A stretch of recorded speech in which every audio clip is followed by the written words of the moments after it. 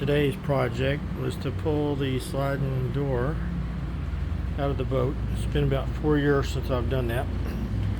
We have these little rollers on the bottom, and you can tell one of them, or one set of them, got to where they wouldn't turn, and they got a flat spot on them.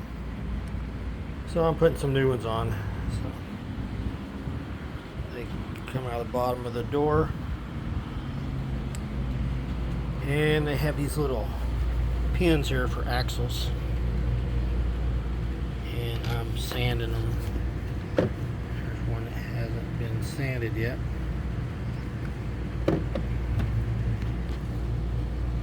And then I have to put the door back in before it gets too late.